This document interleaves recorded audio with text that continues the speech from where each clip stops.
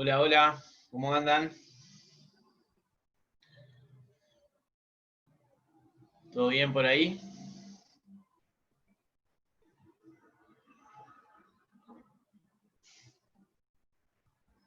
Bueno, hay gente del otro lado, muy bien. Bueno, buenas tardes para todos. Voy a empezar contándoles que estuve mirando una, no sé si llamarle documental, por lo menos un informe relativo a las redes sociales en la plataforma Netflix.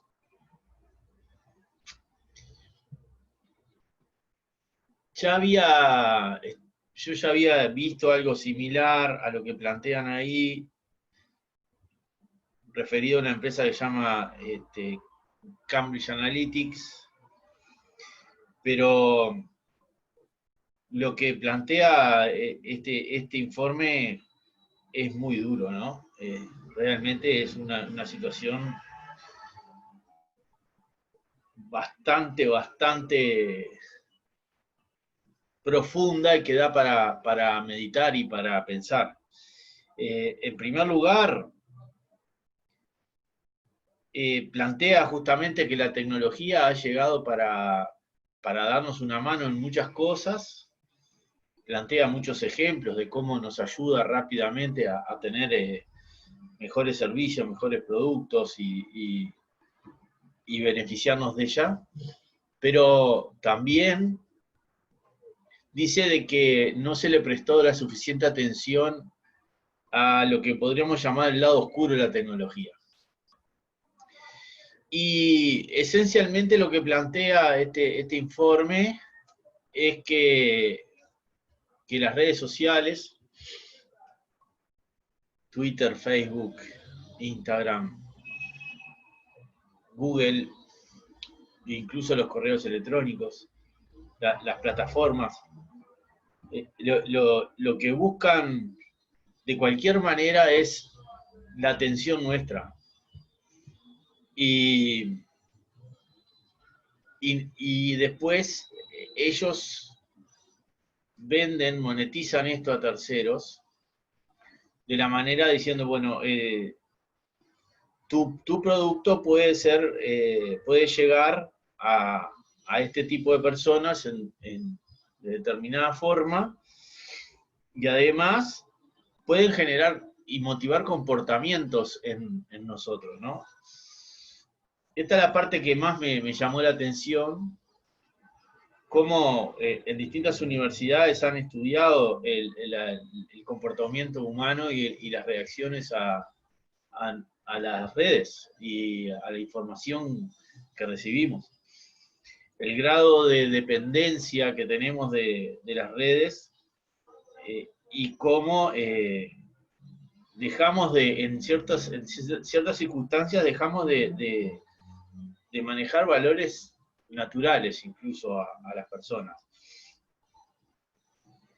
Creo que está bueno, yo les recomiendo, dura 1 hora y pico el informe y está muy interesante, tiene foco en los temas tecnológicos que hemos hablado y además lo vivimos todos los días.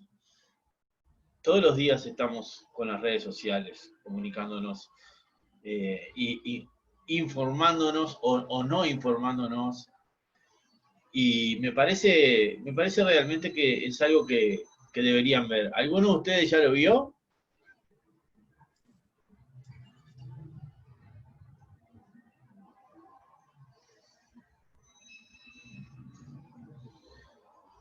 Silencio significa que nadie lo vio.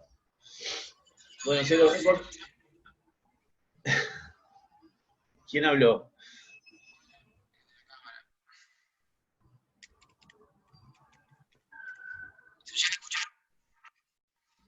Ahí se escucha algo, sí. ¿Tú lo viste, Alan?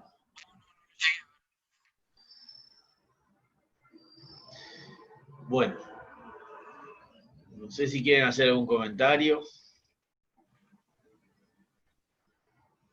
Bien, Eso es uno de lo que quería comentar en primer lugar, el informe este de las redes sociales. Me parece que, ¿esto a qué viene? ¿Por qué comento esto?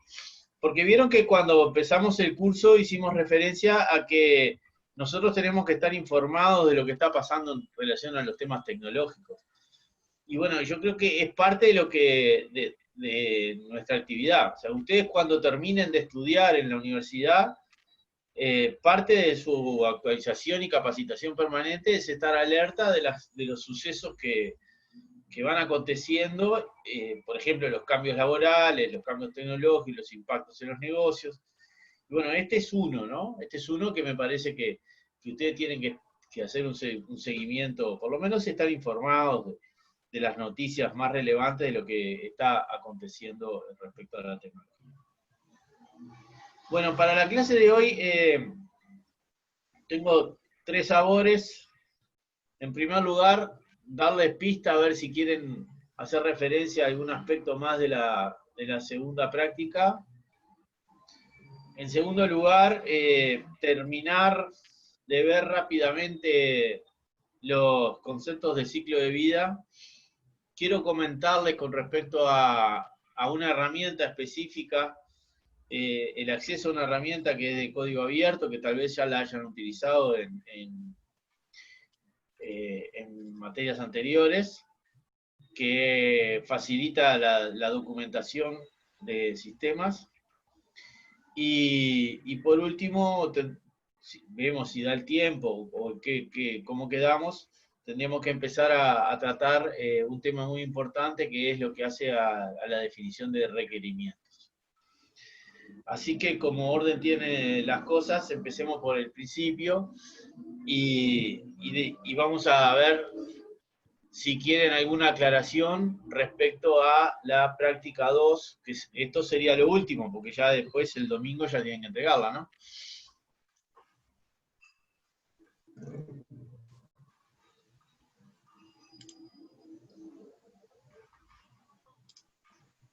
Nada.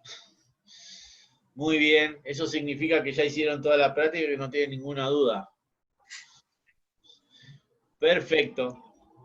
De cualquier manera, aunque sea este el estado, si ustedes en algún momento sienten que necesidad de preguntar algo respecto a esta práctica, solamente pregunten y bueno, vamos evacuando las preguntas que vayan teniendo. Bueno, vamos a pasar, ya que estamos con asunto de actualidad, otro de los aspectos de actualidad que quería mostrarles es, y que me parece también sumamente importante que de esto tengan conocimiento, es cómo viene el partido de la tecnología en Uruguay, o sea, el sector tecnológico, qué participación tiene y cuál es su proyección futura en ese sentido. Para eso voy a compartir acá la pantalla y vamos a ver esto por acá. Hoy salió el 21, ayer hace 2 días salió en la diaria un informe relativo a situaciones económicas y en particular un artículo que hace referencia a todo lo que tiene que ver con la tecnología. Yo se los voy a leer y voy a ir comentando algunas de las cosas que me parece importantes que vayan teniendo presente, ¿no?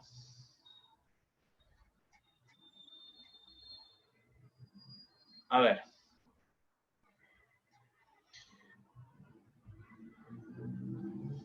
Dice que la tecnología aceleró todos los procesos, es ya una realidad desde este nuevo mundo, pero para cabeza del siglo XX aún puede costar entender que una empresa local que nació en 2016 hace 4 años, con 4 empleados crezca hasta llegar la última semana a superar una evaluación de $1.000 millones y transformarse en el primer unicornio uruguayo. Y quizás aún más raro sea que los emprendedores que lideran el proyecto lejos están de promover una competencia feroz, sino que, al igual que otras voces del sector, repiten la importancia de consolidar un ecosistema de empresas que se impulsan mutuamente. El fondo del asunto es que no compiten por los clientes uruguayos, porque su mercado es el mundo. El caso en cuestión es el de la empresa dLocal, que brinda soluciones de pagos digitales en mercados emergentes y captó clientes como Uber, Spotify y Amazon. Justamente con estas compañías y otras como Facebook o la Argentina Mercado Libre, comparte la categoría de unicornio, término que usó por primera vez la inversora estadounidense Aileen Lee para representar que estas firmas tienen una cuota de inverosimilitud en su expansión y potencial que las hace líderes dentro de su especie. Pero lejos está de ser el único ejemplo exitoso del sector tecnológico local, que tuvo sus inicios con el desarrollo del software casi 2 décadas atrás y que hoy acumula un nivel de exportaciones en dinero solo superado por la carne y la celulosa. De hecho, en la misma semana que dLocal se transformó en unicornio, hubo otra empresa nacida en Uruguay, Pedido Ya, que como parte de su plan de expansión compró las operaciones de Globo, servicio de delivery en Latinoamérica. Bueno, voy a ir haciendo una pausa. En primer lugar, una empresa de estas características, como dice ahí, tiene una proyección relevante y por lo general son empresas que son totalmente disruptivas y dan lugar a que muchos las ayuden rápidamente para su desarrollo. Es una empresa que nace en Uruguay dentro del sector tecnológico. Pero, además de tener orientación tecnológica, porque lo que dice ahí es prestan servicios digitales para facilitar las plataformas de pagos en mercados emergentes, por detrás hay una cosa muy interesante y muy importante que es el concepto, o sea, la idea. La idea es, bueno, como todas estas cosas, generalmente tienen una idea simple, muy difícil de llevar a cabo, ¿no? La idea es, perfecto, plataformas de pagos hay en todas partes del mundo, pero son distintas en los países más desarrollados que los no tanto. Y por lo tanto, lo que hacen ellos es generar una plataforma intermedia que para los países desarrollados sea nativo la cobranza de servicios a través de la plataforma de cobranza y de pagos, que es muy distinta en los países de menor desarrollo.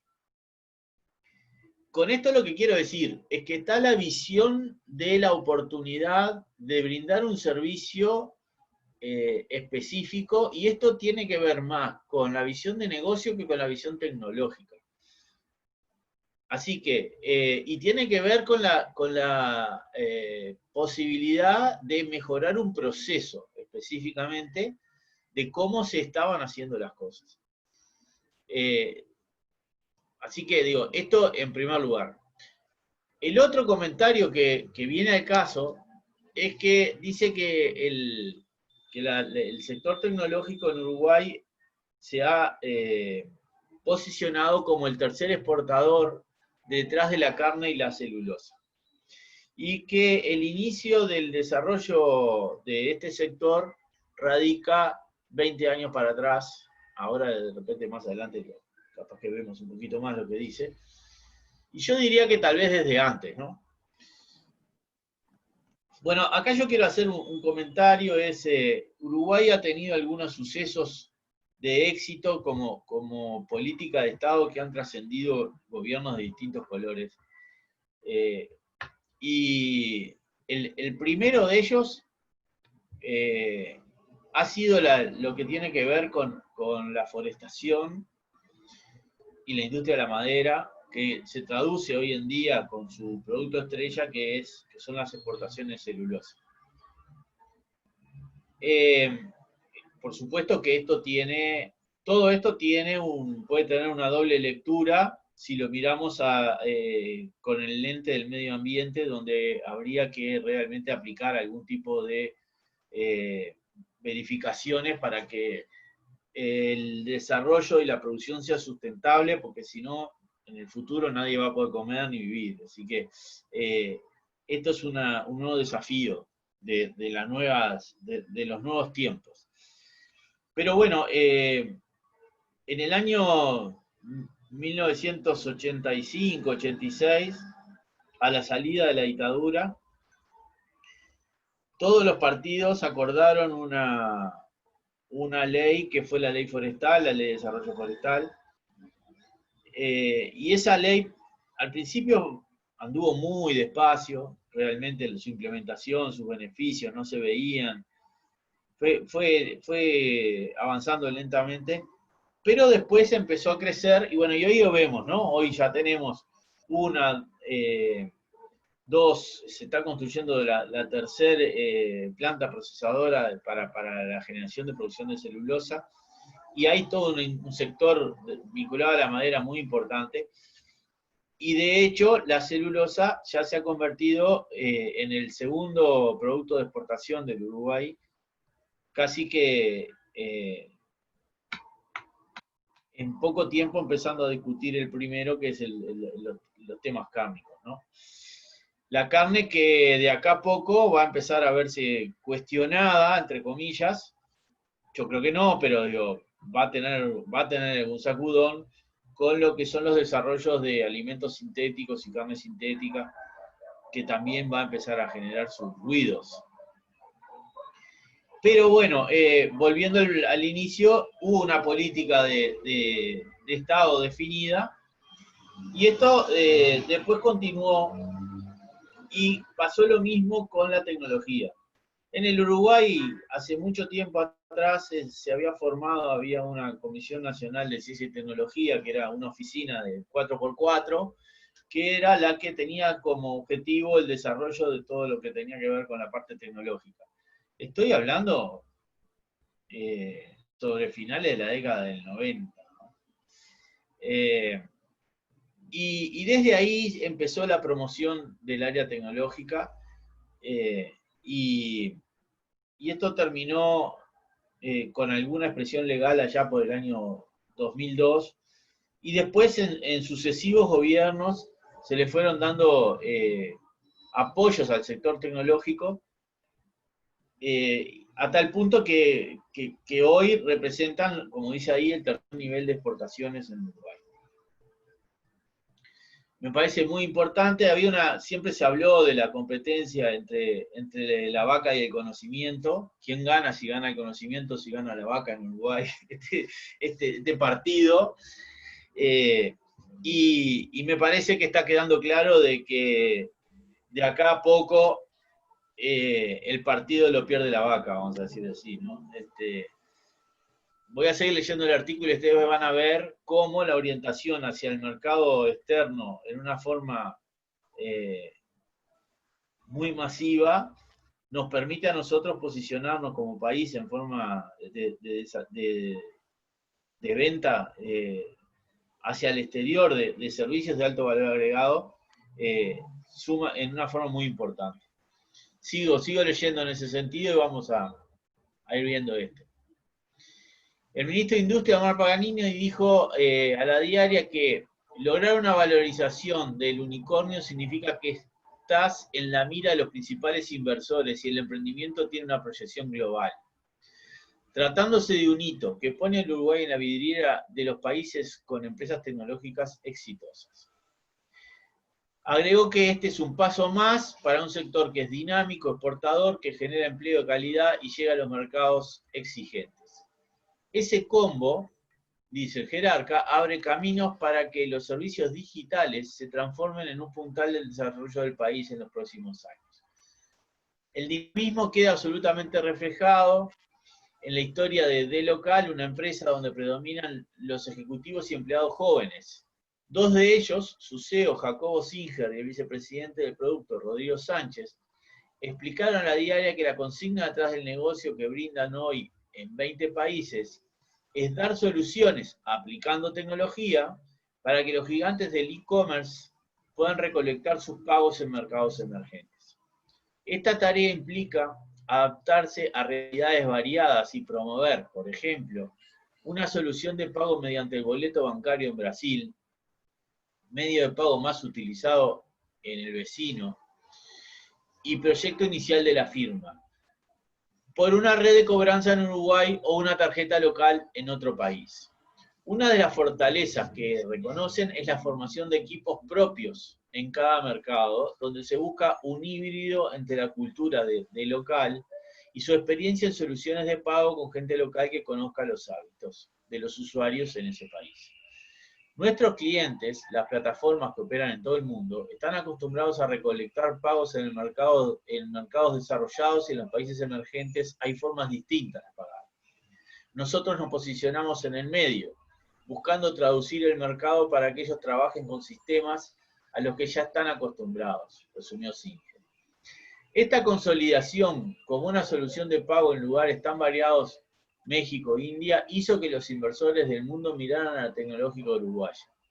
El logro más reciente y que lo posicionó en la categoría de unicornio fueron los $200 millones que aportaron General Atlantic y Addition, dos fondos que invierten en empresas con potencial de expansión, lo hicieron con Facebook en el pasado, o hoy con TikTok.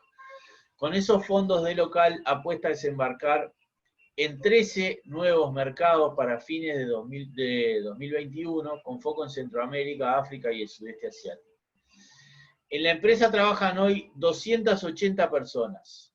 200 lo hacen desde el Uruguay, con perfiles variados, porque nuestros proyectos son multidisciplinarios, se necesita gente que sepa de tecnología, pero también de ventas o de finanzas, explicó Singer. Esto es también viene a colación por aquello que hablábamos de a dónde nos podemos desempeñar nosotros como profesionales de ciencias económicas, incluso el rol que podemos juntar en empresas de características tecnológicas, ¿no? O sea, acá es un ejemplo claro de lugares donde uno puede llegar a estar contribuyendo. Bien, seguimos. Ambos ejecutivos dijeron que alcanzar esta evaluación récord para una tecnología local no es una meta, sino el inicio, porque la llegada de nuevos socios, más mercados y clientes es un compromiso que debemos retornar, con resultados, más productos y nuevas soluciones. La palabra más repetida, un ecosistema emprendedor, dice. Bien, lo que pasó con D-Local es sobre todo muy inspirador para los emprendedores, porque en general tenemos un trabajo solitario y de automotivación, manifestó en diálogo con la diaria el fundador y CEO de la firma de servicios financieros Bank Hingley, Martín Nahor. Estas fintech son las empresas de tecnología que están vinculadas al sector financiero, que muchas veces lo que buscan se caracterizan por tratar de dar préstamos a través de plataformas online. Esto es un resumen muy grande que les hago de qué significa fintech. Esta fintech local brinda soluciones a bancos de pequeña y mediana dimensión, teniendo hoy más de 50 clientes entre Latinoamérica y África. En este sector, tener una comunidad y referentes es importante. Ver que desde Uruguay se puede llegar a tener a las principales marcas del mundo como clientes. A ver. Por su parte, Amílcar Perea, fundador y CEO de InSwitch Solutions, una fintech que brinda servicios de billetera electrónica en más de 40 países, señaló que en el sector tecnológico la complementación es fundamental. Por ahí, esto de complementación, ustedes deben de haber oído hablar de Silicon Valley como un lugar, un centro de la meca en términos tecnológicos. Y en Uruguay hay algunos lugares que se han convertido y lentamente se van convirtiendo en centros de complementación. Uno de ellos está en el LATU, donde hay realmente un conjunto de empresas vinculadas a la tecnología que trabajan todas juntas. Y después, como van a ver más adelante, también hay en las zonas francas, ¿no? Bien, y hace referencia, dice, porque el mercado que vemos no es local, ni nos peleamos por un cliente. El mercado es el mundo, y ni siquiera el que conocemos hoy, sino el que se está creando a una velocidad enorme. Es decir, que Uruguay compite con los ecosistemas emprendedores de otros países. E igualmente la competencia no es directa porque todos vamos por dar soluciones que ninguno puede abarcar por sí mismo. Perea subrayó que el logro de local es un espaldarazo enorme para toda la industria y posiciona al sector en la mira de los mercados mundiales, lo que permite soñar con que Uruguay sea un polo tecnológico para empresas disruptivas. Tenemos todas las condiciones. Mientras que Nahor elogió la apuesta que hizo la actual firma Unicornio por el talento joven y enfocarse en consolidar su capacidad de ejecución en ciertos segmentos del mercado como diferenciales de éxito. Otra de las cosas importantes que surge de este artículo: no alcanza con tener una idea, que puede ser brillante la idea. No alcanza con tener plata. Uno puede llegar a acceder a niveles de capital y puede tener la idea. Si uno no tiene la capacidad de ejecución, de organización, justamente de concebir adecuadamente la gestión interna de cómo se va a llevar adelante esto, todo esto puede fracasar. Por eso acá cuando hace referencia a su capacidad de ejecución, yo lo resalto y se los transmito a ustedes como que es algo muy importante. A nivel de proyectos de inversión, muchas veces, una de las características que tienen los proyectos de inversión es hacer todo un análisis económico financiero de un determinado proyecto y determinar la rentabilidad potencial. Y si esto es así, permitir la ejecución y el llevar a cabo este proyecto. Los principales déficits que tienen los proyectos de inversiones vienen dados muchas veces por capítulos débiles en el análisis de mercado. Y esto tiene dos aspectos. Uno, primer aspecto, el análisis de mercado puede ser insuficiente. O sea, cuando digo insuficiente quiere decir que se dimensiona mal la oferta, se dimensiona mal la demanda, y por lo tanto puede estar mal dimensionado el nivel de capacidad de penetración en ese mercado y oportunidades que pueden apropiarse o explotarse en ese mercado. Entonces ya ahí puede haber un primer error, pero digamos que esta fase tiene bastante certidumbre, y esto se puede llegar a manejar con escenarios posibles, con distintos escenarios, y uno puede llegar a generar un plan de negocios para un escenario promedio, vamos a decir así, y que lo haga factible. Pero después viene la segunda parte, y es, bueno, muy bien, yo tengo esta potencialidad de mercado, tengo esta idea brillante, tengo esta capacidad de ejecución, pero muy bien, ¿cómo hago para llevar mi producto a los clientes? O sea, ¿cómo realmente logro vender? ¿No? Y esa es una parte que es muy difícil y que muchas veces los proyectos de inversión no lo contienen, y hace que haya proyectos que fracasen por debilidades en el aspecto de marketing o de mercado concretamente, ¿no? Y todo esto se resume en esta palabrita, esta frase que se decía acá: su capacidad de ejecución en cierto segmento del mercado. Bien, sigo. El ejecutivo de local dice que hay una retroalimentación en el sector que fomenta que haya más innovación y soluciones creativas mirando al mundo. Graficó que, así como el nuevo unicornio se formó mirando el crecimiento de la industria del software local en la última década, ahora les toca ser el ejemplo de que se puede. También el ministro Paganini resaltó que el sector tecnológico ha aprendido a cooperar y a competir y entiende que la posibilidad de tener un clúster, conjunto de empresas que buscan una complementación, en Uruguay hará que se desarrolle más fuerte.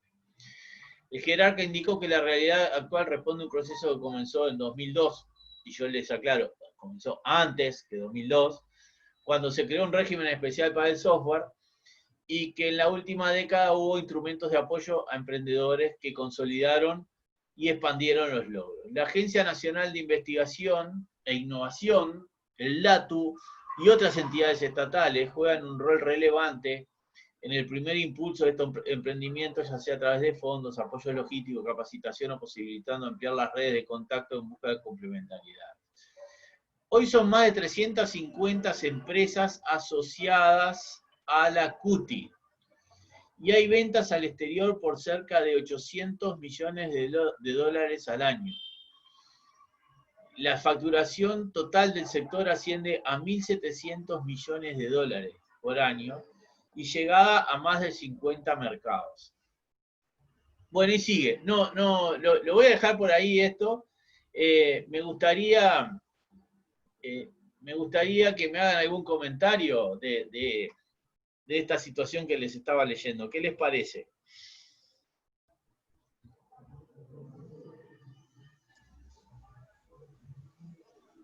¿Alguien tenía referencia de los números globales del sector tecnología en Uruguay? Yo no.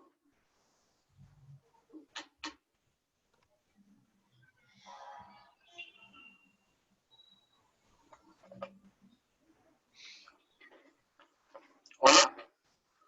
Hola. Sí, yo no sabía, no tenía ni idea de esos números. Bueno, vieron que la dimensión es muy elevada, o sea, estamos hablando de 1.700 millones de dólares de exportación al año, de facturación al año, de 800 millones de exportaciones, o sea, más del 50% de las ventas son exportaciones, ya que el mercado general es el exterior, y esto genera oportunidades muy grandes, porque nosotros somos muy chiquitos. Entonces, Sí, el mercado global siempre va a ser más grande que el uruguayo, nada más, ¿no? claro. Después lo otro, es un sector muy dinámico y que por lo tanto genera muchas oportunidades sobre los mismos temas. Por ejemplo, nosotros podemos hoy estar hablando de un sistema ERP o un sistema integrado de gestión o un sistema de contabilidad que tal vez, si bien se mantenga sus principios esenciales, dentro de 3, 4, 5 años sea una presentación muy distinta a la actual. O sea que los mismos productos van cambiando de una forma muy rápida. Y el mejor ejemplo son los teléfonos. En eso ustedes ven que los teléfonos cambian a razón de los modelos van, cada 2 años tienen un modelo nuevo de cada una de las marcas, ¿no? Bueno, una de mis objetivos es que ustedes, es transmitirles a ustedes estas cosas para que no se sientan tan lejos, o sea, que salgan de los conceptos de negocios tradicionales que había en Uruguay, de comprar y vender cosas, de considerar la economía digital, de considerar la generación de valor a partir de la información, que eso es lo que redunda en esto que están generando en este caso estos muchachos, ¿no? Porque estoy seguro que estos muchachos deben de tener capaz que 5 años más que ustedes, 4 o 5 años más que ustedes. Y bueno, han tenido la suerte de, de poder construir una cosa relevante y que sirva de ejemplo, ¿no? Para todos nosotros también.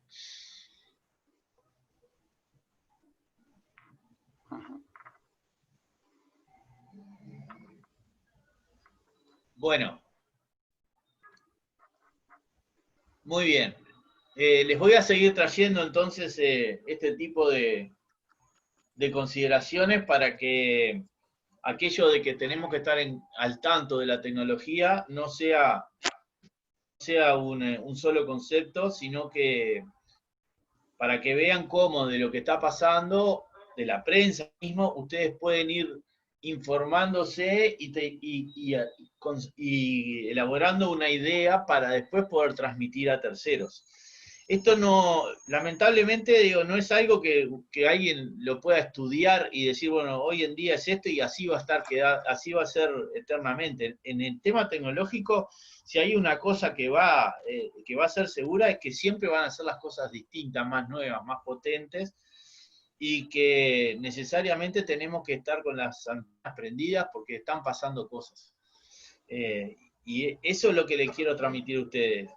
Que de acá en adelante, más allá que estén estudiando o ya sean profesionales, miren las noticias, estén alertas a las noticias y léanla con un espíritu crítico y también para poder decir, bueno, esto me ayuda, no me ayuda en los procesos.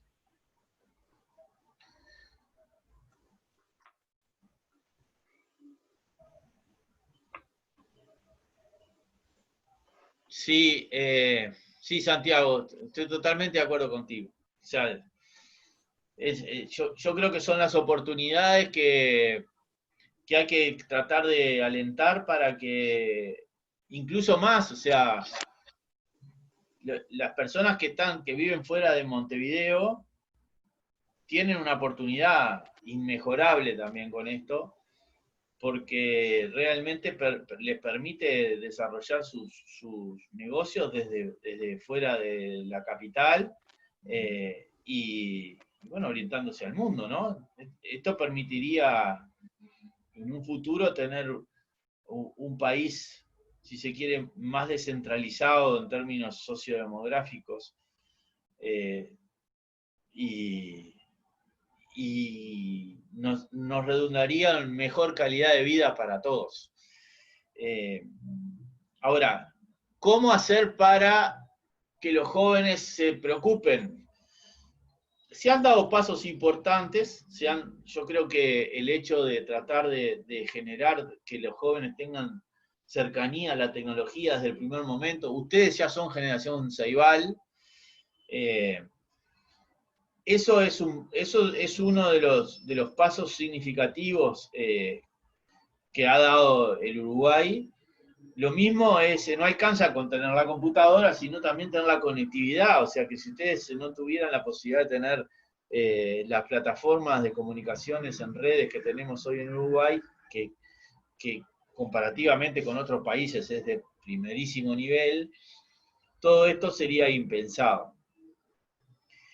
Pero eso habría que agregarle más todavía, que es, yo creo que en la educación no hay motivación suficiente hacia en general, para que la gente estudie ciencias duras, por ejemplo, para realmente, digo, son pocos los que terminan estudiando las áreas matemáticas, por ejemplo, ¿no? Todo lo que tiene que ver con las áreas de números les terminan rajando, porque si nos ponemos a pensar, estamos hablando de ciencias económicas, de ingeniería, como las facultades que están vinculadas, dejando de lado específicamente las de ciencias o la de docencia de matemáticas, pero son las facultades que trabajan sobre ciencias específicamente, ¿no? ¿Cómo hacer para motivar a las generaciones más jóvenes al estudio de las ciencias? Bueno, es todo un desafío. Así que bueno, es parte de lo que ustedes tienen que construir también. Todas las ideas y los reclamos en los lugares que correspondan en sus momentos adecuados ayudan a esto, ¿no? Me parece que en esto no hay dos visiones, o sea, no hay visiones políticas diferentes. Creo que todos los partidos políticos tienen claro de que este es un camino de que hay que apoyar eh, en cuanto al sentido del desarrollo tecnológico, ¿no? Así que espero que, y Uruguay se ha destacado y se ha diferenciado de otros países en esto, y realmente nos posiciona en la carrera en un punto de partida, no solo en un punto de partida, sino porque nosotros podemos partir en una situación avanzada, vamos a decir así, pero ir más lento que los otros, y entonces rápidamente quedarnos atrás. Lo que se trata es de seguir evolucionando a un ritmo razonable en cuanto al conocimiento, a estar cerca de la frontera del conocimiento. Y bueno, son desafíos importantes, y bueno, yo espero que sí, que las generaciones más jóvenes tomen este desafío para sí y realmente le den mucha relevancia. Bien, ahora, a ver, ahora me voy a mudar para aquí. Esto que les estoy mostrando es Visagi, no sé si, ahora les doy pista. Acá arriba está la plataforma visagi.com, el enlace. Visagi es una herramienta que les permite a ustedes modelar procesos y documentar sistemas utilizando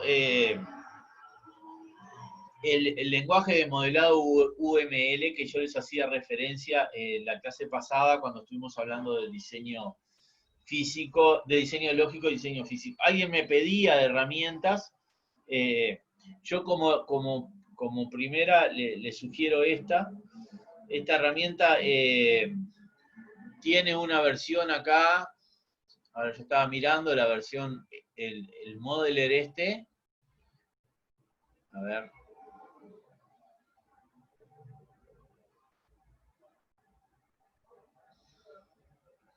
Fíjense que ustedes tienen la posibilidad de descargar esta versión y pueden trabajar con ella, es gratuita, ¿no? Creo que esto lo vieron en procesos y sistemas. De cualquier manera, me parece que es importante hacer referencia a ella. Es una buena herramienta para el modelado de procesos y para la documentación de sistemas también. Por lo tanto, vaya mi recomendación, y esto va en respuesta a lo que alguien me... A ver, el chat.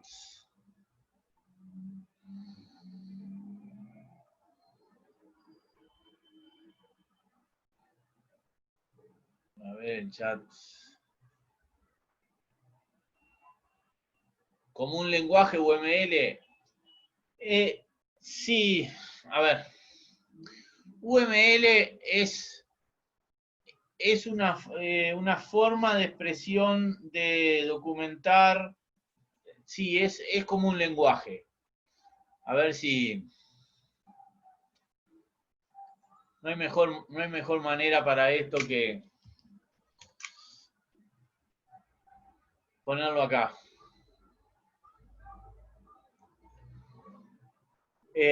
Lenguaje unificado de modelado es la traducción de las palabras UML, ¿no? Fíjense que lo que tiene acá son un conjunto de, acá les estoy mostrando un collage de diagramas de UML que son como mapas gráficos. Se hace una historia acá y qué significa. Y están, por ejemplo, diagramas de componentes, despliegue de los objetos, de los paquetes, de las estructuras. Esto en cuanto a estructura, diagramas estructurales, documentación estructural, todo esto documentación estructural de los sistemas. Y después en lo que hace a comportamientos, hay actividades, casos de usos, bueno, tiempos, etcétera, ¿no? Entonces, este es vamos a decir, acá se muestran ejemplos. Muchos de estos ustedes los vieron, los tipos de diagramas los vieron como parte de la materia de administración. O sea, cómo hacer, por ejemplo, un organigrama tiene bases y explicaciones en esto, ¿no? A ver, por ejemplo, el diagrama de casos de uso.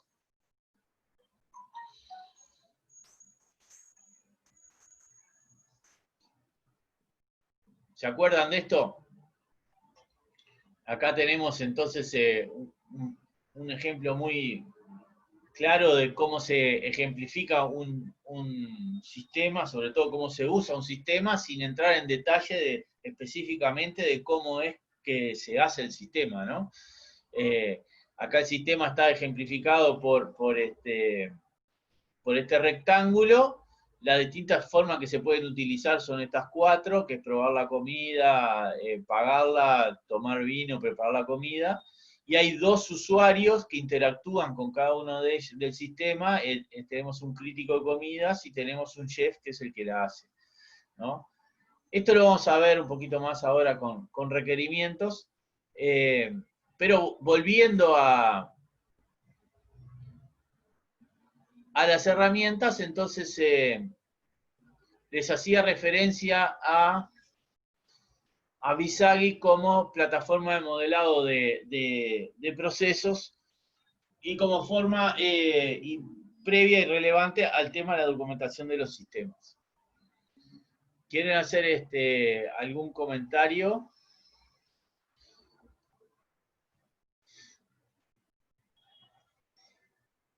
Bueno, no es tanto San Google, yo le creo más a Wikipedia que a Google.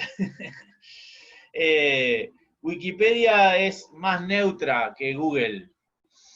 Google de última termina dándonos salidas que están acordes a nuestras historias de búsqueda. O sea que de alguna manera está...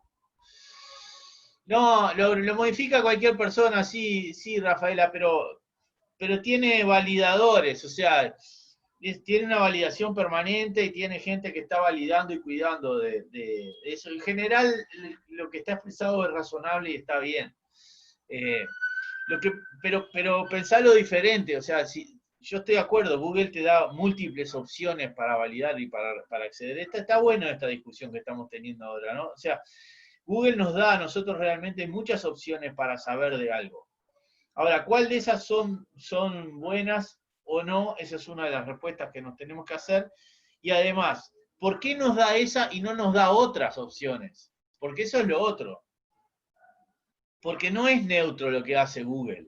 O sea, Google no hace, si nosotros hacemos una búsqueda en Google, no la hace estrictamente en forma objetiva, o sea, de decir, voy a hacer un macheo. Macheo significa encontrar palabras que son iguales y que cumplan, o condiciones que son iguales en 2 lugares. No es solamente eso, porque eso estaría bien, o sea, decir, bueno, yo busco, por ejemplo, Báscaras, y entonces me da Báscaras, todo lo que diga Báscaras, pero no es así, porque lo que hace Google es, me dice Báscaras, me da todo lo que diga Báscaras relacionado a mis búsquedas anteriores. O sea, que toma en cuenta lo que yo estuve haciendo antes, exactamente, todo el historial de búsquedas.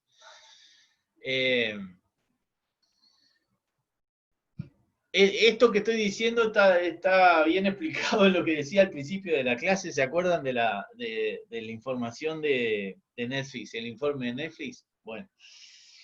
Y yo también les hice referencia a esto en una de las primeras clases, en las cuales le dije, bueno, hay herramientas para engañar a Google. O sea, hay generadores de consultas aleatorias que hacen que Google quede chipoteando, vamos a decir, que no tenga una referencia expresa de lo que uno está pensando o su historial y tenga necesariamente que ser más neutro. Pero bueno, viene el caso. Bueno, entonces, esto era un comentario con respecto a herramientas. No sé si quieren comentar algo más ustedes al respecto.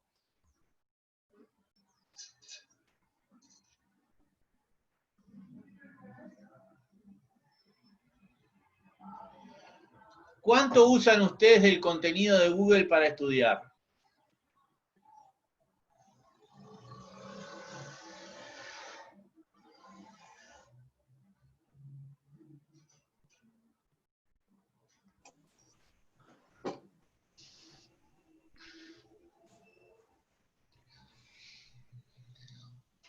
Creo que todos lo usamos, yo uso también Google para estudiar. ¿Cómo es eso de Keynote, Santiago? ¿Algún concepto general que para compartir? No sé si te animás a hablarlo por el micrófono.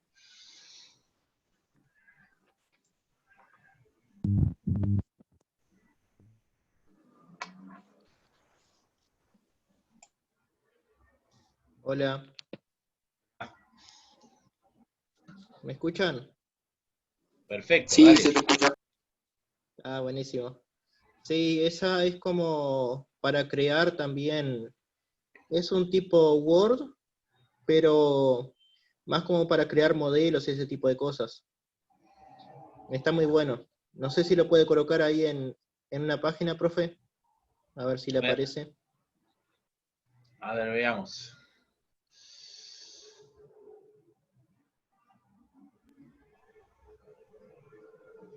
Aún no lo estoy compartiendo.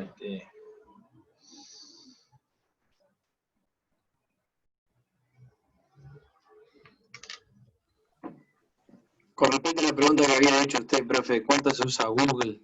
¿Cuánto usamos Google nosotros para buscar cosas?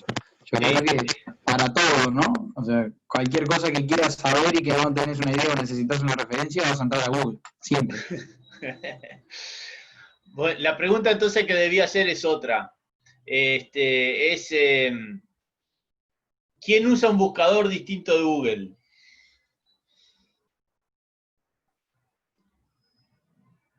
¿Todos utilizan Google como motor de búsqueda? ¿Alguno utiliza, por ejemplo, Bing? Y a mí se me abre automática el Bing y no estoy acostumbrada, no me trae lo mismo que Google. Y después directamente voy y escribo google.com y lo busco otra vez. Sí, yo hice lo mismo durante mucho tiempo que tú, Rafaela, pero te cuento que los navegadores tienen la posibilidad de configurar los buscadores por defecto. Capaz que deberías invertir un Sí, rato en pero ya lo intenté, está bloqueado el Edge, que es lo que uso para navegar, está bloqueado en la computadora del trabajo. Ah, bueno. En el trabajo está, te entiendo. Sí, no sé, es como que, no sé, se aliaron ahí, un día me hicieron buscar en Bing, pero es escribir Google y ya está. Está bien, está bien. Sí, es un desafío, ese es bueno, ya lo estuvimos conversando, ¿no? O sea, la posibilidad de acceso y de estar presentes a través de los buscadores es uno de los nichos de mercado que se pelean por nosotros, vamos a decir así. De cualquier manera, acá lo relevante es la conversación de cómo acceder a información sobre algo que estemos estudiando, que nos interese conocer. Pero bueno, Google ha construido por ahí opciones. El Google Academics y los books de Google también está bueno. Realmente se encuentran muchas soluciones. Y ustedes tienen esa facilidad que aprovechenla.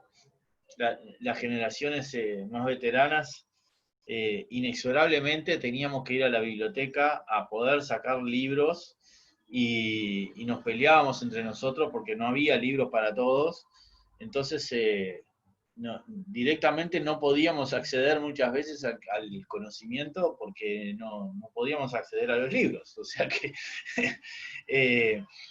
y bueno, ha cambiado mucho, ¿no? Pero realmente ahora la potencialidad que tenemos de información y de conocimiento a la mano es demasiada.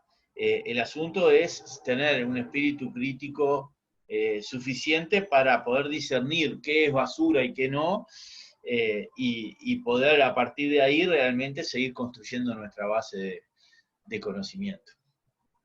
A ver, vamos a ir acá a la El siguiente. Microsoft Edge está bueno también. Keynote, aquí estoy. ¿Qué hace? Presentaciones. Es para la elaboración de presentaciones.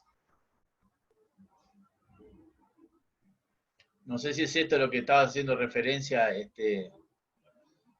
Santiago, creo que era, ¿no?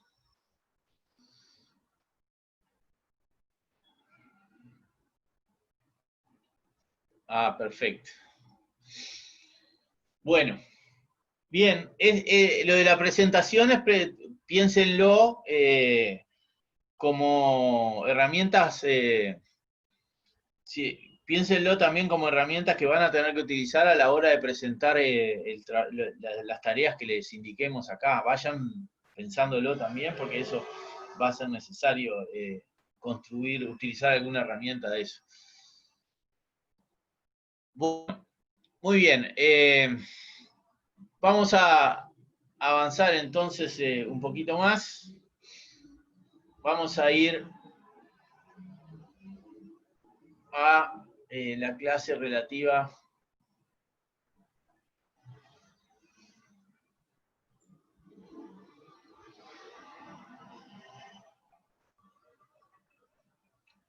aquí. No.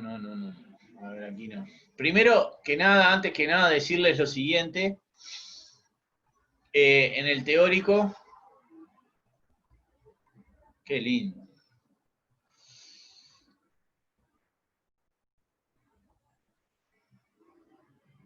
Perdón.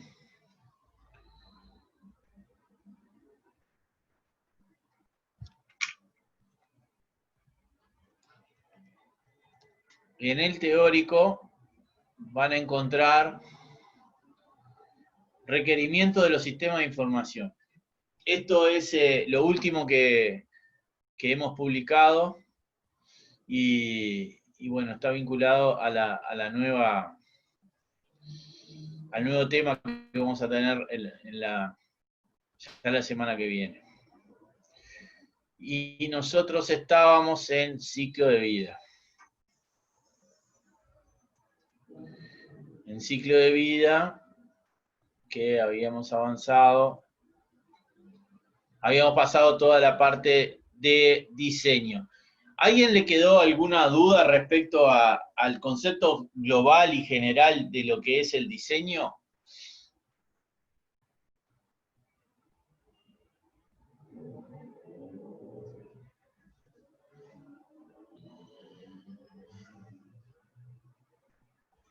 El diseño de sistemas, Rafaela. Hay unos videos de requerimientos de información. ¿En dónde, Ximena? ¿En la web?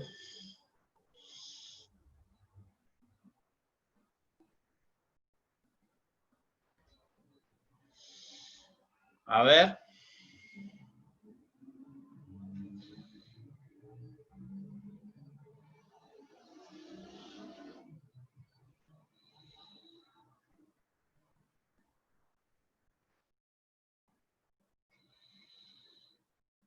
Profe, una pregunta. Soy Sí. Jimena, la que preguntó de requerimientos. En el EVA yo tengo, por ejemplo, un cuadradito que me dice requerimientos, como un link. Sí, Ahí, acá. abajo de teórico. Tiene unos videos. ¿Eso también tenemos que verlo? ¿O con el texto dice lo mismo? Todos estos videos los ayudan a ustedes a entender de qué viene justamente la definición de los requerimientos. Es una ayuda más en cuanto al tema. Ustedes acuérdense de que yo les manifesté de que este tema, la definición de requerimientos, es un aspecto crucial en lo que tiene que ver con sistemas. Es un aspecto crucial en muchos sentidos. Ya vamos a profundizar un poco más, ¿no? Por eso me parece importante que, a ver, lo que esté de más no va a estar de sobra.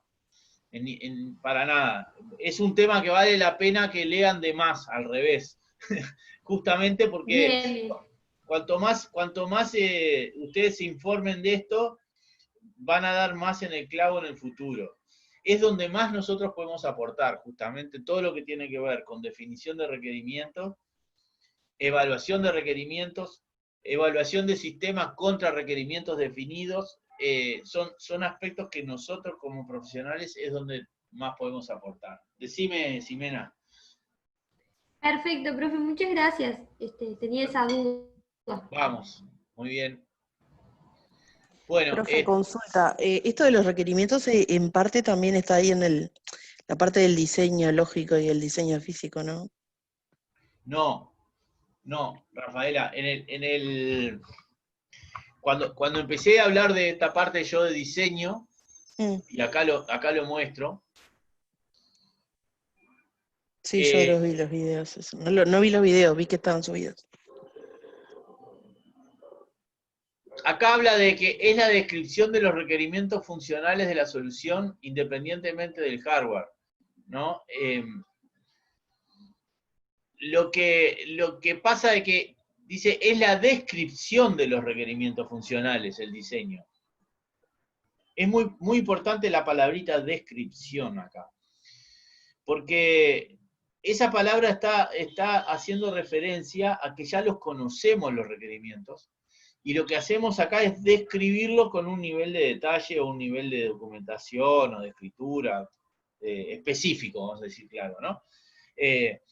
Pero los requerimientos ya los conocemos. Yo incluso les decía en la clase pasada que los requerimientos, a la hora de empezar el diseño, tenemos que definir si nosotros estamos ante una situación en la cual tenemos la lista de requerimientos cerrada o tenemos la lista de requerimientos abierta. Esto quiere decir que habilitamos a que se puedan introducir nuevos requerimientos. Entonces, para el caso que se puedan introducir nuevos requerimientos, evidentemente nos va a impactar en el diseño también, ¿no? Pero esencialmente lo que les tratamos de explicar acá es que igual podrían encapsularlo y siempre podrían tener una lista cerrada de requerimientos a cumplir y a partir de ahí elaborar el diseño correspondiente. Eso fue lo que les expliqué antes de empezar con el diseño, y después sí empezamos a hablar del diseño, que el diseño lo que hace es, para cada uno de los requerimientos, terminar de construir el cómo se va a hacer, específicamente cómo se va a llevar a cabo, cómo van a ser la salida, cómo van a ser las entradas, qué cálculos se van a hacer, en qué archivos se van a grabar, todo eso que estaba especificado acá en estos ítems que están indicados en el documento, que fue lo que les comenté. Pero previamente ustedes ya sabían qué es lo que necesitaban hacer, qué es lo que necesitaban construir. ¿Te quedó claro? Sí, clarísimo, Bien. gracias. Bueno, ahora lo que viene a continuación, o sea, en la etapa que viene a continuación es la etapa de construcción. O sea, nosotros ya tuvimos la idea, se definieron cuáles eran los requerimientos, después de definir los requerimientos, que no entramos en detalle aún de los requerimientos, ¿no? Pero después de definir los requerimientos, vamos a la etapa de diseño, que es la descripción detallada de los requerimientos, y con ese diseño se lo damos a alguien y decimos, yo quiero que vos me hagas esto. Entonces ese alguien, a partir de ahí, va a empezar a trabajar para construir eso que nosotros le estamos pidiendo, que es un conjunto de requerimientos especificados con lujo de detalles en un conjunto de documentos que especifican el diseño de cómo se va a hacer. Este alguien puede ser una empresa, puede ser un grupo de programadores, puede ser un programador, es el que comienza con la construcción específica del sistema, que es hacer justamente todo lo que estaba especificado en la etapa anterior. Esta es la etapa de construcción. Haciendo el símil con la construcción de un inmueble, nosotros, el arquitecto ya terminó con los planos, el ingeniero ya hizo los cálculos y determinó cómo tenían que ser las vigas estructurales y los pilares. Vamos a suponer que le dimos paso a profesionales de análisis de diseño de interiores que diseñaron los muebles. Entonces, a partir de ahí se lo entregamos a un constructor es el que se va a encargar de coordinar con cada uno de los proveedores o los distintos subcontratos, el sanitario, el encargado de la estructura, el encargado de la demolición, no sé, cada uno son empresas diferentes y el constructor lo que hace es coordina con todos y pone a trabajar a todo el mundo en los tiempos adecuados para que no se choquen, porque imagínense que no pueden entrar todos a trabajar a la vez sobre un determinado proceso porque no tienen espacio y porque capaz que hay un proceso que tiene que ser llevado, una parte que tiene que ser hecha antes. O sea, la estructura tiene que ser antes de poner las paredes. Entonces, esto lo tiene que definir con claridad el proceso constructivo y que puede estar especificado en el diseño, generalmente está especificado en el diseño, pero el constructor es el que después coordina con cada uno de los que realmente hacen las cosas. Entonces, ahora en sistemas es exactamente lo mismo. Ustedes pueden hacer esta analogía y pueden pensar en que yo voy a contratar un proveedor que me va a hacer el análisis me va a construir la arquitectura de datos, va a diseñar las bases de datos y va a configurar los servidores de base de datos y después dentro de la base de datos va a configurar los componentes de la base de datos. Después a otros les voy a pedir que me hagan un conjunto de datos de testing para después probar todos los productos. A otros les voy a pedir que me hagan las pantallas de salida, o sea, todas las interfaces de usuario. A otros les voy a pedir que me hagan todos los componentes para hacer los cálculos. A otro le voy a pedir que me haga todas las conexiones de las redes.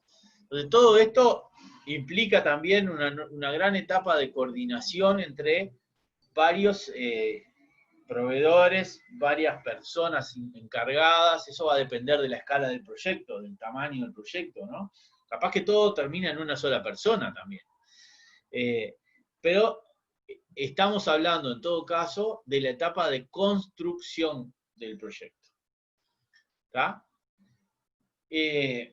Bueno, acá se hace referencia a la relación con los proveedores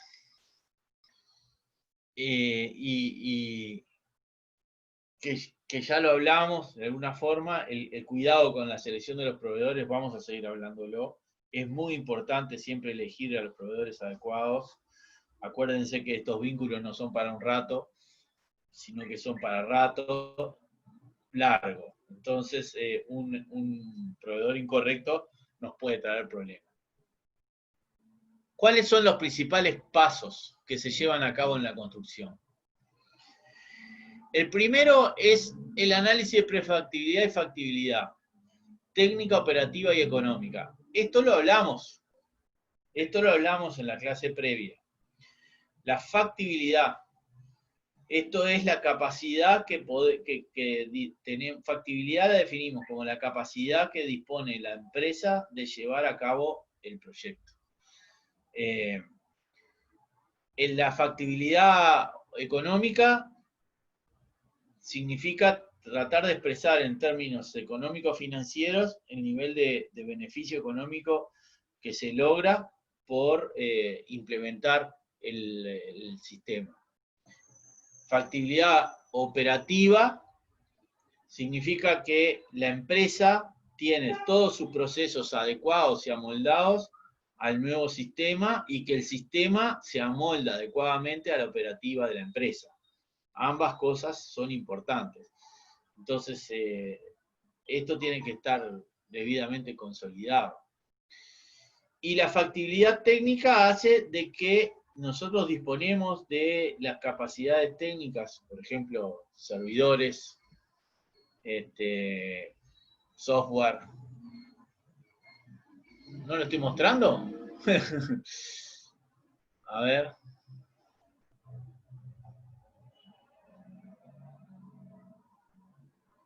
A ver. Ahí está.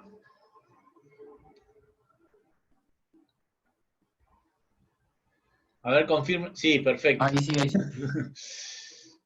Bien, discúlpenme. La capacidad, estaba hablando de la capacidad técnica, que hace a tener las condiciones técnicas. Por ejemplo, si el sistema presupone una red de alta velocidad, yo no puedo poner una red 3G, tendría que contar con una red 5G, por ejemplo, y tal vez la empresa no cuente con esa capacidad de comunicación. Eso implica una incapacidad técnica. Lo otro que es importante destacar acá es la diferencia entre la prefactibilidad y la factibilidad. ¿Qué es uno y qué es otro? Bueno, digamos que es un nivel son distintos grados de profundidad en el análisis. El primero es básico, que es el análisis de prefactibilidad. Ustedes un análisis de prefactibilidad, tanto en este caso del sistema como en proyectos de inversión, como en un negocio cualquiera, ustedes lo que se tienen que plantear, normalmente un análisis de prefactibilidad surge inmediatamente después de la idea. Y esto lo hacen de la siguiente manera, o sea, ustedes se juntan con un amigo y dicen, mirá, qué maravillosa idea, ¿me acompañás? Sí, bueno, y se juntan a conversar un rato de la idea, intercambian distintos puntos de vista respecto a la misma, y después dice, bueno, está, pero ya con hablar no alcanza, tenemos que tirar algún número. Y se sientan y ahí bueno, empiezan a tirar algún número en una servilleta.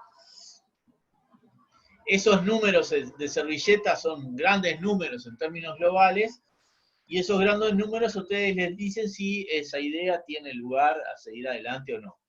Bueno, eso es la prefactibilidad, justamente. La prefactibilidad es un gran número, un número muy, muy global sobre la viabilidad del proyecto.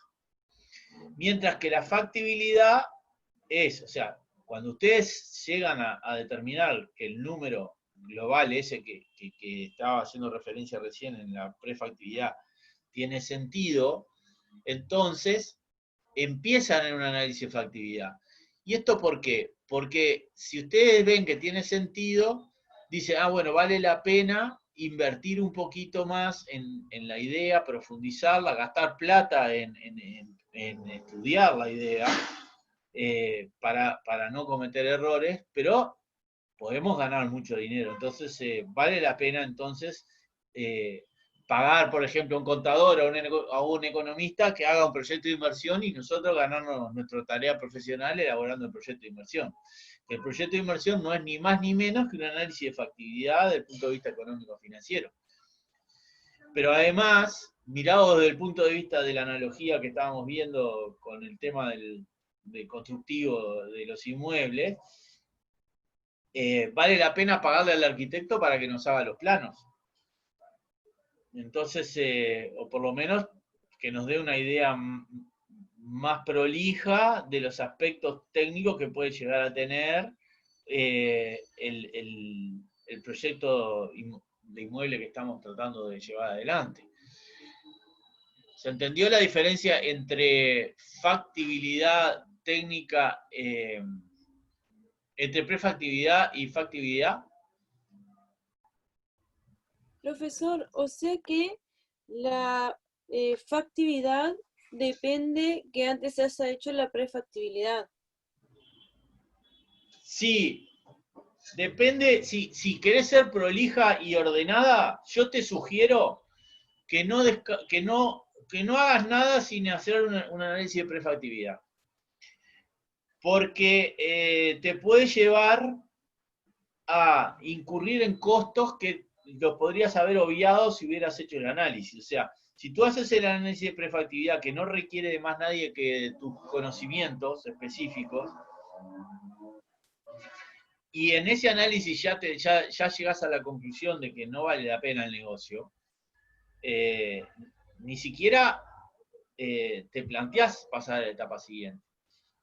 El error sería iniciar un proyecto de inversión profundo sin haber hecho justamente el análisis de prefactibilidad, porque uno podría estar haciendo todo un análisis muy prolijo de algo que ya se sabe que va a dar mal.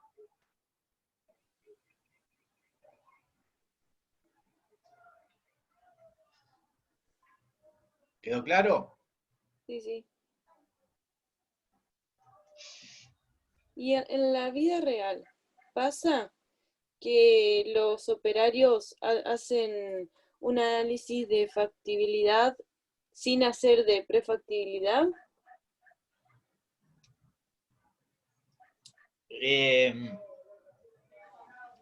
Pasa, pero primero, cuando tú hablas operarios, ¿a qué te referís?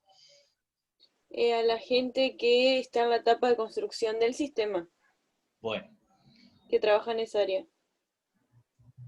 ya cuando estás en la etapa de construcción ya estás mucho más avanzado porque ya te tiraste al agua, ¿no? Estamos en una etapa previa aún. Mirá, yo te lo digo de la siguiente forma.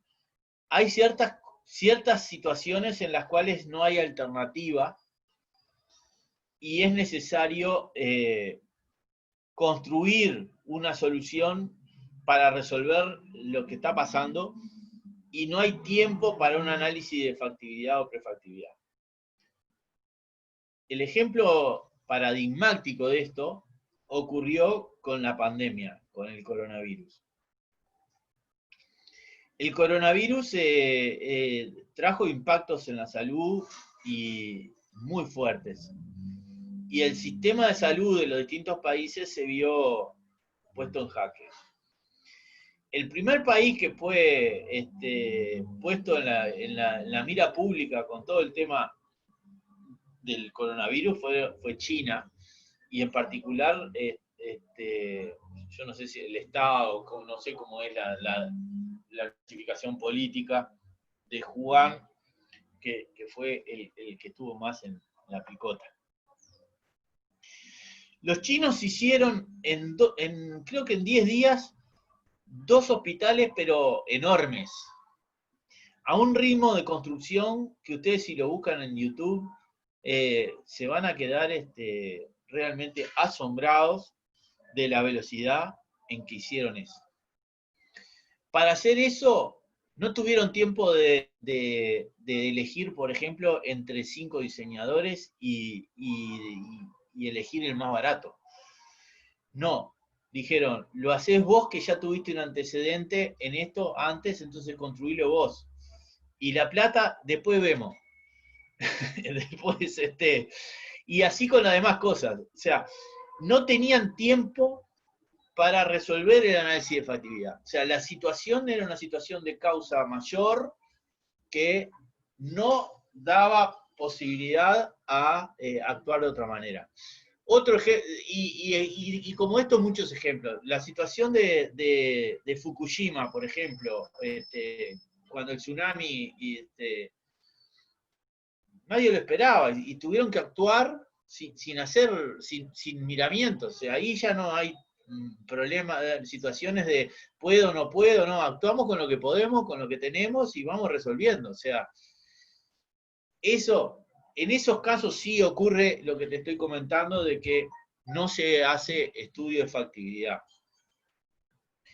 Después hay casos en los cuales puedo decir que lamentablemente se hicieron estudios de factibilidad y los resultados fueron totalmente erróneos. El primer ejemplo que se me viene a la cabeza es ustedes deben de haber oído hablar de la regasificadora en Uruguay, de la planta regasificadora. La planta regasificadora tenía un sentido lógico y estaba dada en ciertas circunstancias de costos energéticos y de... Exacto, Santiago, en situaciones de extremas directamente no se hace la factibilidad. No te da el tiempo, tenés que tirarte a hacerlo a como sea, no tenés opción, no te da tiempo a pensar, no hay alternativa. Ahora les estaba comentando el inverso, o sea, situaciones en las cuales se hicieron alternativas, se analizaron escenarios, se analizaron situaciones y el proyecto fue un fracaso, ¿no? Como es el caso de la regasificadora, donde lamentablemente se destinaron fondos a un proyecto que bueno, que capotó, no sirvió para nada, la verdad que no sirvió para nada. Y eso que se estudió, porque se estudió plenamente, en todo sentido. y se estudiaron escenarios y todo. Y bueno, y eso lo hizo en este caso el Estado, pero uno puede decir, bueno, pero a los privados no les pasa eso. Bueno, lamento comunicarles que sí, porque también en Uruguay hay un ejemplo igualito en ese sentido, que es el proyecto de minería a cielo abierto de Aratirí, o sea, el tema de la explotación del hierro. Aratirí tenía sentido en cierto marco de referencia de los precios del hierro. ¿Y qué pasó? Y bueno, lamentablemente, para los interesados, para el Uruguay, todo de vuelta, o sea, la situación del precio del hierro en el mercado mundial cambió radicalmente e hizo que el proyecto fuera inviable, se tornara inviable. ¿Y se habían hecho los estudios? Sí, se habían hecho todos los estudios. Y sin embargo, no funcionó.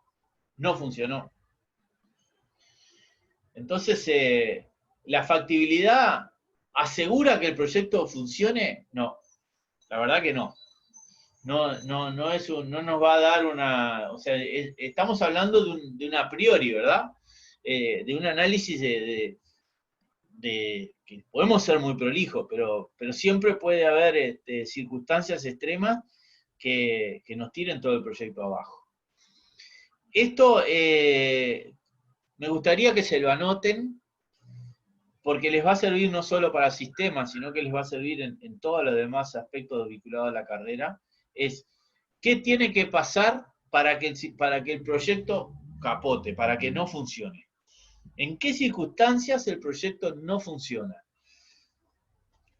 A mí en mi carrera profesional siempre me gustó trabajar partiendo de esa premisa, de decir, bueno, tenemos una idea, perfecto. ¿Y qué pasa si? ¿Qué pasa si? Siempre me miraban como decir, bueno, no, pero vos sos muy negativo. Ah, está bárbaro. Yo prefiero saltar todos los no. O sea, que tú me demuestres de que este no que yo te estoy planteando es levantable, y entonces de esta manera seguimos adelante. Porque donde haya algún problema en alguna cosa y yo no haya puesto la voz de alerta, después al que le dicen que estuvo mal fue a mí, no a vos. Entonces, yo prefiero realmente ser muy crítico, ser escéptico en cuanto al proyecto. Eso no quiere decir tirarlo para atrás, pero sí ir planteando preguntas que realmente cuestionen, porque hay plata en el medio, ¿no? Claro, eso mismo. Exactamente, eso mismo, te ayuda, sí. Ahora, también pasa que si nosotros nos ponemos en una situación demasiado académica o demasiado precisa en el análisis, como que es lo que estamos haciendo ahora, que es lo que corresponde, digo, que yo entiendo que es lo que corresponde, también podemos caer en la inacción. Y ahí tenemos la diferencia de los grandes emprendedores personales, que son gentes que se han puesto sobre sus hombros proyectos que más allá de situaciones, ellos tienen una impresión de que el proyecto va a andar y le dan para adelante y no importa, y empujan igual y se tiran igual y no quieren saber de estudio y tal. A mí me parece que va a andar y chao. Así les va. O sea, hay de las buenas y de las malas, ¿no? Ejemplos de que son corazonadas, que son llevadas a cabo y que pueden tener resultados muy buenos y habiéndose ahorrado todas estas etapas, pero también hay muchas y muchas de las otras, ¿no? Así que es un equilibrio. Es como todo, es un equilibrio que hay que buscar y la magia está en tratar de balancear las cosas para que avancen lo más rápido posible, con el menor costo posible, pero con el mayor nivel de análisis y profundidad de estudio posible también. Bueno, vamos, seguimos adelante.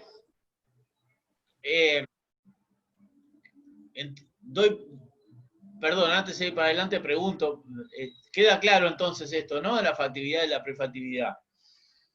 Anótense estas preguntas de examen, preguntas de revisión. ¿Cuáles son las principales dimensiones de la factibilidad de un proyecto? son 3. Y nosotros acostumbramos a preguntar mucho sobre la base de plantee ejemplos. Plantee ejemplos de qué es factibilidad técnica, qué es factibilidad operativa, qué es factibilidad económica. Yo les planteé algunos ejemplos. A mí me gustaría que ustedes se los planteen ante cada situación, cuáles son los límites que se dan en cada una de estas dimensiones. Y de esa manera se van construyendo ya ejemplos. Cuando lleguen a la revisión o lleguen al examen, se van a acordar de mí, por esto que les estoy diciendo. Bien. Profesor, el caso del Blue Park, no sé si lo conoce, que intentaron hacer como un parque donde pagabas la entrada y estabas todo el día ahí adentro, pero tuvieron que cortar varios árboles, porque creo que fue en el Roosevelt o cerca de ahí. En ese caso no tomaron en cuenta el factor humano, porque es muy cambiante, es muy difícil tomar ese. Porque la gente iba a ese parque antes, que había unos juegos de madera, quitaron todos los juegos de madera, quitaron árboles, hicieron todo, una estructura y no sirvió de nada porque después se terminó cerrando. Ahí no tomaron en cuenta el factor humano. Bueno, primero que nada que desconozco absolutamente de lo que me estás hablando, pero me estoy haciendo una idea de alguna manera, ¿no? Sí, o sea, cuando tú te referís al factor humano es el grado de interés en consumir la propuesta que tú estás presentando. Claro. Entonces, esto se traduce en términos técnicos a nuestra carrera en dimensionar adecuadamente la oferta y la demanda de lo que tú estás presentando y la propuesta de valor que le estás dando a la gente que va a ir a consumir eso, ¿no? Y acá estoy haciendo un comentario muy relevante que es propuesta de valor, que es lo más importante y ustedes lo ven a cada momento todo el tiempo. Ustedes consumen un determinado producto porque les gusta. ¿Por qué toman yerba baldo y no yerba canarias amarilla? ¿Por qué toman yerba verde y no la amarilla? Porque me pega más la amarilla, tomo la amarilla. Porque la verde no me deja loco. Bueno, muy bien, tomo la verde. Entonces, cada uno de los productos tiene un valor específico. Satisface una necesidad. Y esto es muy importante. Entonces, cuando una persona ve satisfecha su necesidad, ahí está la abuelita, la mamá arriba. Cuando una persona ve satisfecha una necesidad, en forma adecuada, está dispuesta a volver. ¿Por qué? Porque se siente, justamente, se siente que lo que pagó por el servicio o por el producto es lo que esperaba. Entonces, acá se trata de, más allá del producto o servicio, tratar de definir en términos de mercado qué necesidad ustedes están satisfaciendo con el producto o servicio que están entregando. Y si eso es así o no. Entonces, en el caso que tú me planteás, capaz que esas preguntas no se le hicieron correctamente, ¿no? O sea, a ver, ¿quién iba a ir a ese parque? ¿Por qué tenía necesidad de ir a ese parque? ¿En qué condiciones estaría dispuesta una persona a usufructuar de ese parque? ¿No? Eso es muy, muy relevante. Algo de eso está pasando, por ejemplo, ahora en Montevideo. Ahí está, porque me pega la gana, perfecto. En Montevideo está ocurriendo algo, yo creo que no sé si en el resto del país está ocurriendo lo mismo, pero esto que les estoy comentando es algo que estoy percibiendo de un tiempo a esta parte. Cuando me refiero a un tiempo a esta parte, estoy hablando de 3, 4 años y en un proceso cada vez más rápido que se está acelerando.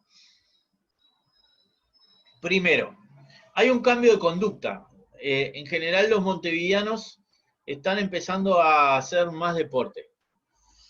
Eso se ve en los parques, se ve en la Rambla, se ve en la gente que anda en bicicleta, se ve en la gente que corre, que camina. Realmente hay una conciencia en ese sentido relevante. Eso es lo primero. Segundo, tirando un poco de la piola de eso, también yo visualizo de que hay mucha gente que va a gimnasios. Y ya cuando digo gimnasios me refiero justamente a pequeños gimnasios en los barrios, por ejemplo, a hacer spinning, o a hacer musculación, o, no sé, hacer alguna clase de zumba, por decir algo, ¿no? Que es una propuesta bien distinta a la clásica propuesta de los clubes grandes donde se iba a jugar a la pelota o se iba a nadar. Entonces, yo lo que visualizo es que los clubes grandes, por ejemplo, el Neptuno acaba de cerrar, hace tiempo perdió su propuesta de valor. Lo mismo está pasando, tiene problemas muy importantes de sostenibilidad económico-financiera, el Club Bohemios en Pocitos. Entonces, problemas importantes también ha tenido últimamente el Club Banco República, también en Pocitos. ¿Y qué pasa? Y están cambiando las propuestas de valor. Entonces ya el valor que ellos ofrecían históricamente, la gente no lo necesita, la gente quiere otra cosa. Yo veo que pasa eso, veo que el público está prefiriendo salir a correr en la calle, andar en bicicleta, ir un rato al gimnasio chiquito, salvo los que quieren la piscina y que quieren ir a nadar, o los que quieran ir a jugar a la pelota, pero entonces ya, antes para jugar al fútbol, lo jugaban al fútbol en las canchas, el fútbol de 11, después aparecieron las canchas más chicas, siempre estuvieron, ¿no? Pero después cuando apareció el fenómeno del fútbol 5, del fútbol que también se multiplicaron, se le generó una competencia muy fuerte a estos clubes estructurados que yo les estoy manifestando. Entonces hay un cambio en la propuesta de valor. Bueno, con los sistemas y con todo esto que estamos hablando también pasa lo mismo, pero no sé si me entienden, esto tiene que ver con lo que estamos hablando de la factibilidad, ¿no? ¿Vamos bien o...? Bueno. Bien. Vamos a avanzar un poquito más. Con respecto a los requerimientos, acá están planteados la especificación de requerimientos funcionales y no funcionales. Yo tal vez la especificación de requerimientos, como ya hablé, es una etapa previa, aunque siempre van a estar arriba de la mesa, ¿no? Ya lo vamos a ver. Después viene la selección de la metodología de desarrollo. Esto tiene que ver un poco con lo que hablábamos antes también. Acá hay que elegir de qué manera se va a construir el sistema. Más allá de que quién lo va a construir, porque el quién podemos ser nosotros, puede ser una empresa, puede ser un programador, es de qué forma se va a construir. Nosotros tenemos que elegir una metodología. Entonces, las opciones son dos de metodologías de construcción. Tenemos lo que se llaman los métodos tradicionales de desarrollo, que es todo lo que hace referencia a la ingeniería del software tradicional, y en contrapartida de esta alternativa tenemos las metodologías ágiles, que se les llama.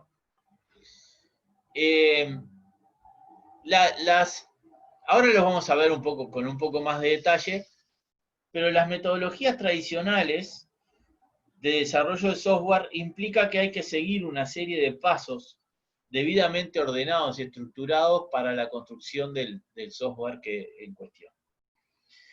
Entonces, esos pasos se siguen en forma taxativa, uno tras otro, y se asegura la construcción de un software de calidad determinado. Esto tiene un conjunto de ventajas, pero también tiene un conjunto de desventajas. El principal problema que tiene la metodología tradicional es que demora. O sea, que en este momento, en el momento que estamos viviendo, y además en el sector que estamos viviendo, que es el sector tecnológico, el sentido del tiempo tiene un valor en el dinero muy significativo. Y cuando nosotros nos planteamos desarrollar software demorando mucho, estamos yendo a contrapelo de lo que está pasando, y esto genera problemas. Entonces, ahí es donde surge la necesidad de actuar de otra manera, y es que aparecen esto que planteo acá como metodologías, como métodos ágiles de desarrollo. Ahora, ¿qué nos importa a nosotros? Nosotros que somos los consultores, los asesores en este caso, ¿qué vamos a decir? ¿Hay que utilizar la metodología ágil o hay que utilizar la metodología tradicional? Y como siempre, la respuesta es depende. Depende. Entonces, en este sentido va a depender de qué. Y va a depender mucho de la circunstancia en la que estemos en cuanto al sistema que estemos abordando y que vayamos a implementar. Va a depender de la etapa en la cual está el sistema actual. Va a depender de los tiempos que tengamos para desarrollar el sistema. Si nosotros estamos en una circunstancia que nos damos cuenta que el ciclo de vida del sistema está en una etapa de uso razonable todavía y que aún no cayó en una etapa de desajuste, que esperamos que caiga a la brevedad, entonces, en esa circunstancia podemos decir de que podríamos ir por un método de desarrollo clásico, tradicional, y asegurarnos un software de calidad. Si nosotros estamos ante una situación en la cual el sistema está en una etapa de desajuste importante, con muchos problemas, entonces vamos a tener que encontrar una solución rápida a la circunstancia, y tal vez ni siquiera tengamos la alternativa de uso de la metodología tradicional. Ahí estamos obligados a optar por soluciones de metodologías ágiles de construcción. ¿Entendieron entonces la diferencia entre ambos casos?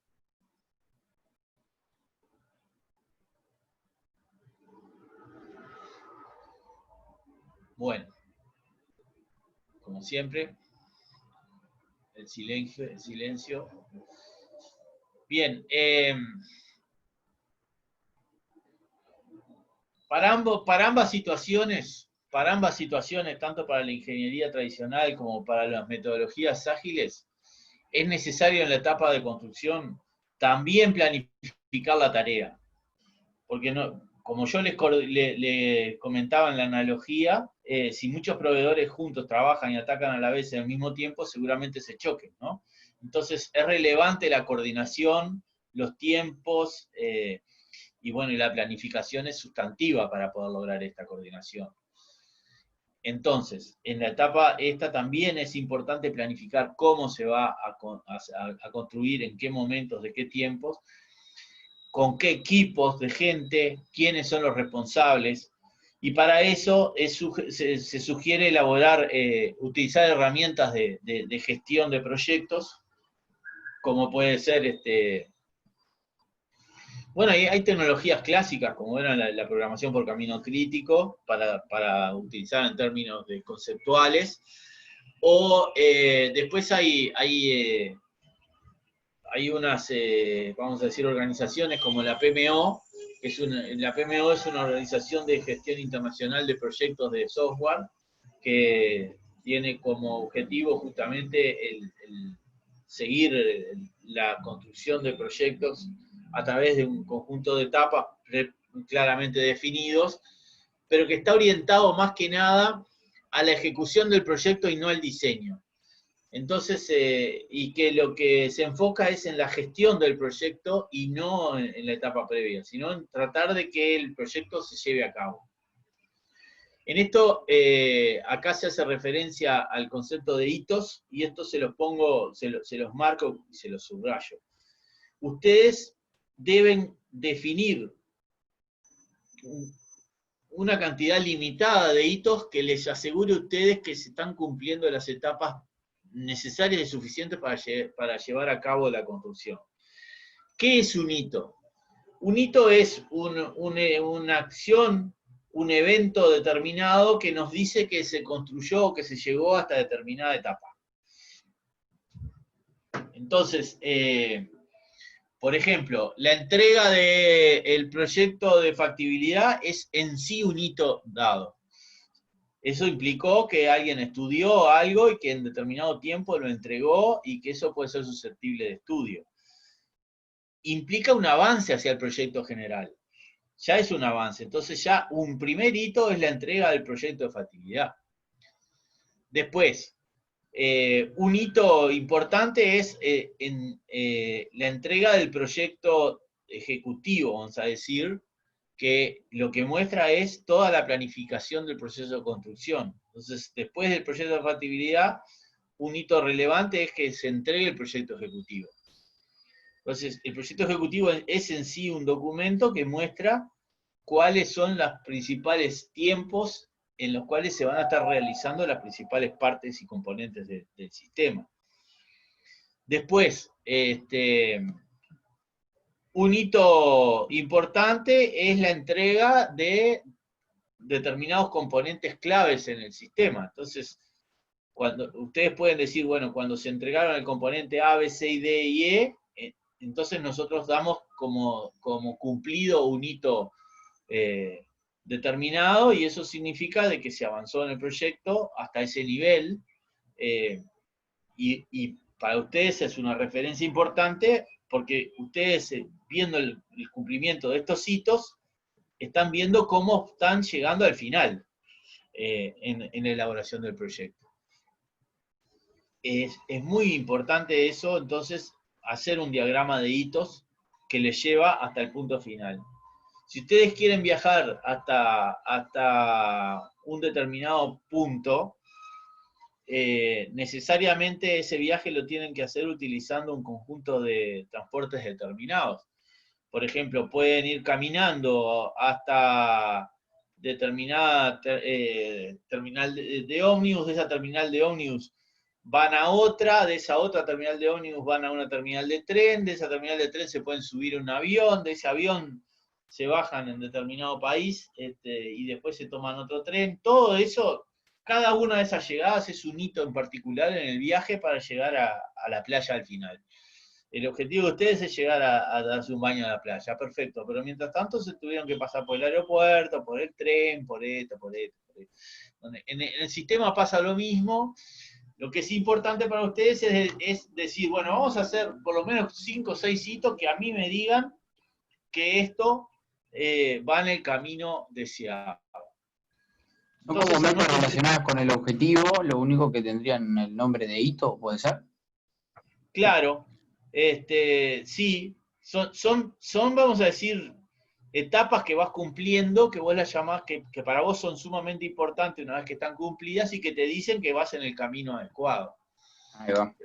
¿Está? Entonces, vos fácilmente te podés hacer un ejemplo, te podés plantear un ejemplo y decir, bueno, yo para este sistema, yo quiero que este sistema quede funcional, por ejemplo, en términos de agenda, ¿no? Este sistema yo quiero que quede funcional dentro de un caso típico. Si ustedes quieren migrar a un sistema de contabilidad, ustedes quieren migrar a un sistema de contabilidad. Cuando quieren migrar al sistema de contabilidad, ¿qué es lo que pasa?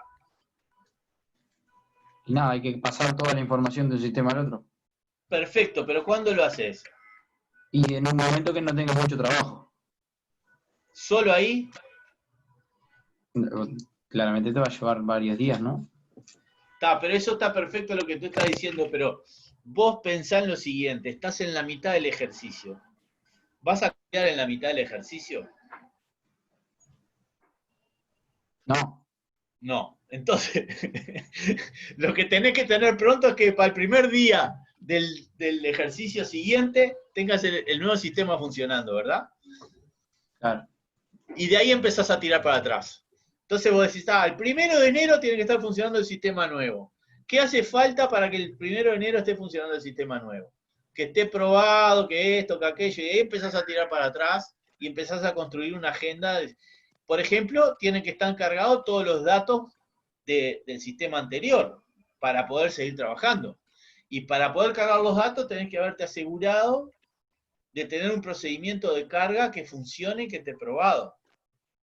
Entonces, esta es una manera de hacer una agenda de hitos para construir una situación y llegar a una situación en un tiempo adecuado. Bueno, lo mismo pasa con los diversos sistemas. Es muy importante entonces, en el proceso de planificación de la construcción, determinar los hitos que nos pautan el avance. Bueno, ¿alguna pregunta más hasta acá de esto?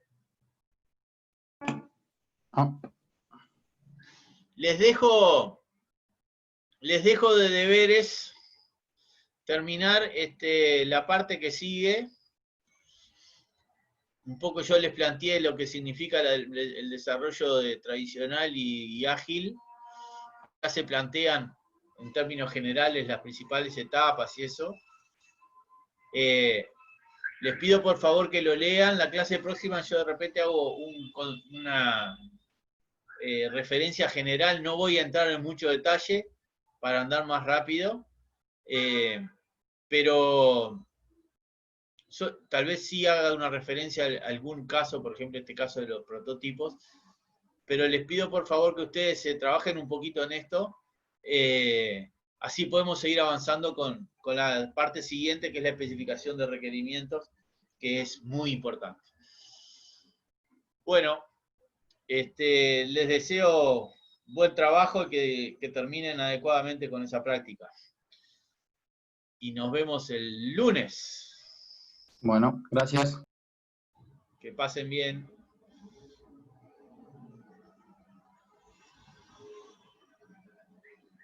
Profesor, ¿la clase del lunes ya está colgada en YouTube? La clase del lunes no. Porque yo el lunes puedo entrar porque tenía parcial justo a esa hora. Por eso te preguntaba si ya estaba. No, voy a ver si... El problema de las clases entre semanas, ¿sabes cuál es? Que como yo tengo que acceder a la sala, y la sala es compartida, no puedo acceder. O sea, yo tengo para acceso el tiempo que disponemos nosotros. Es más, ya estamos usando el tiempo de los que siguen, ¿no?